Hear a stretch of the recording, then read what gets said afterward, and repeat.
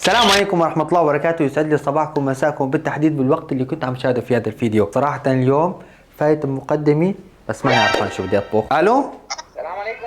وعليكم السلام ورحمة الله. هلا ابو احمد. شلونك شيخ؟ ان شاء الله بخير. الله يبارك فيك ويحفظك. معلم، سمعت اخر خبر انو خبر؟ ولا لسه؟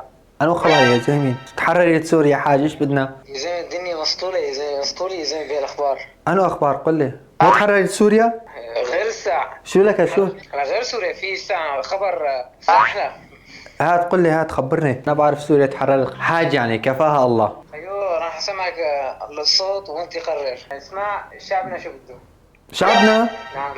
هات لشوف. ملوخية ملوخية، ما في بموسكو ملوخية.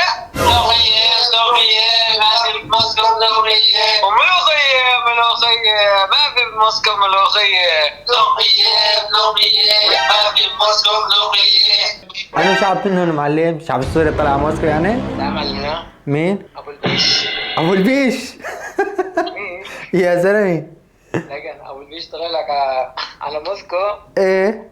ومملكة الملوخية، والشعب طالعين لك مظاهرة مشان الملوخية. يعني كرمال إنه ينصروا بالشهر بالملوخية، إنه يطالبوا روسيا إنه تأمن لهم ملوخية؟ طبعا. الله أكبر. معلم يشتي الفكرة لحالها هلا. بقى شو رأيك هلا؟ اليوم راح أقدح لك صحن ملوخية، إيه خلي معلم كل موسكو تحكي فيه، وكل روسيا تحكي فيه، وخلي عمك أبو البيش يشتهي. شو رأيك؟ ونقول له يشم ولا يذوق. اتكل على الله معلم. أبو أحمد انتظر مني الفيديو. والله يا شيخنا من هلا شهيتني. اتكل على الله. ابو احمد بس اني بعثت لك اتفرج على الفيديو وراح تدعي لي. بالقلب عم نستناك. ميت السلامة. ميت السلامة. ومثل ما سمعتوا صاحبنا طالع على موسكو بس مو اخذ الملوخيات تبعه. خلينا نقدح صحن ملوخية على كيفكم، خلي يشم ولا يدوق. اقول لكم خلي يشوف ولا يدوق.